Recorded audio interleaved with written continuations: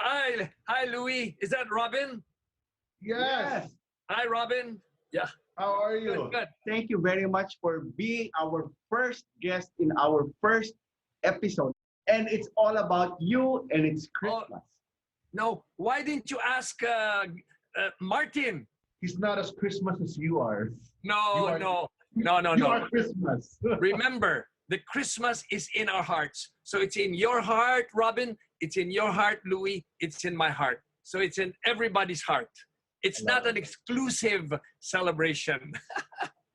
No, he's right. He's absolutely right. Ninong, you're looking younger I and know. younger every Christmas. Every Christmas, when Christmas comes, OMG, you're young. You look wow. You look fabulous.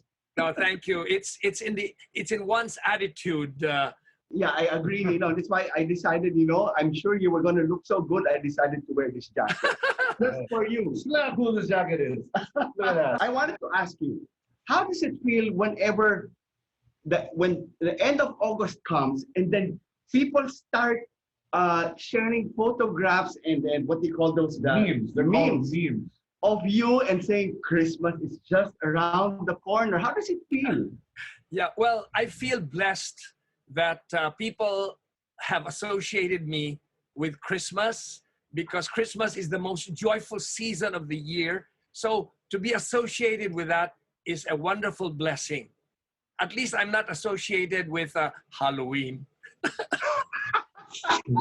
That will be me. That's what I will aspire to. Nino, can you give us well, everybody knows the story, pero can you refresh our memory, the background with Christmas in our hearts? Okay, it's a long story. Do you have the time? We have the time. Yes. Definitely Okay. for you, Ninong, yes. All right. In 1988, I won't ask you, Robin, I won't ask you if you were born yet. I was born. I Okay. was 2. All right. In 1988, an old friend of mine from whom I knew during my college years, her name was Chari Cruz. She was eventually married to Noel Zarate. She was married to Ernie Zarate, the father of Noel. She called me and said that her Assumption class was celebrating their silver anniversary from graduation. And she had written a poem expressing their advocacy about our precious water resources. And the poem is called Ang Tubig ay Buhay. Okay? And she gave me that poem and she requested if I could set that poem to music because they wanted to sing it during their silver anniversary celebration. And so, sure, I said, she's a good friend and we used to sing together in college. And so it took me, I don't know how many days to finish the music for Ang Tubig ay Buhay. The rhythm of the poem was very catchy. And of course, it's in Tagalog. So when I gave her the music, she liked it, and their class enjoyed singing it on that event. Okay, so that's 1988. So after the silver anniversary, the song was shelved. We forgot about it, but the melody stuck in my head. Okay. Then came 1990, 2 years after. Belia Tan, who was my record producer in Universal Records, approached me and said, Joe, with the huge success of your album Constant Change, which had Beautiful Girl, Please Be Careful with My Heart, etc., etc., I think it's time that you come up with a Christmas album so that we would hit the iron while it's hot, to take advantage of this success of Constant Change. Yeah, to take advantage. And so, all right, so the first thing I did was to compile some of my Christmas songs that I grew up with in Iloilo. Songs like Little Christmas Tree, no one to buy you, give yourself to me. And songs like Long Time Ago in Bethlehem. So the Holy Bible say, may the good Lord bless and keep you. Okay. But then she said, Joe, you have to come up with an original song, of course, because you're known to be a singer-songwriter. All right. So I said, okay. Then I remember that melody of Ang Tubig Ay Buhay.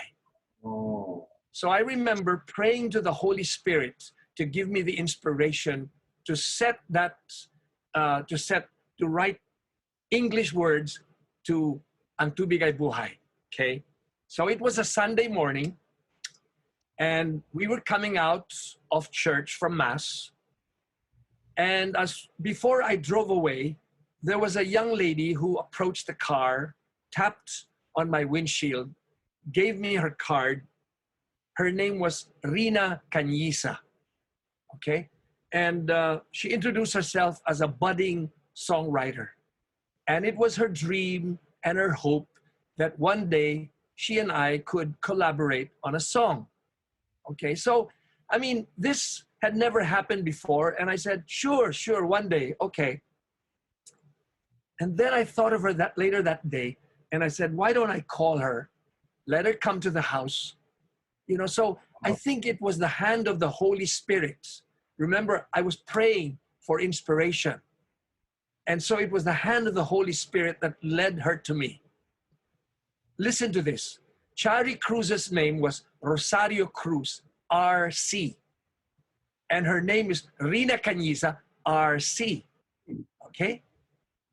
So I called her and she came to the house. I gave her the melody and together we worked on the lyrics. And she came out with the title, Christmas in Our Hearts. And within a week, we had finished, after a few back and forth, we had finished the song Christmas in Our Hearts. And I remember the last verse of that song, because we couldn't agree on the final verse. I was being driven to Pampanga to see one of my clients in my sugar business. And then the verse came to me, let love like that starlight on that first Christmas morn lead us back to the manger where Christ the child was born. And so we completed the song, and that's the story, the saga of Christmas in Our Hearts.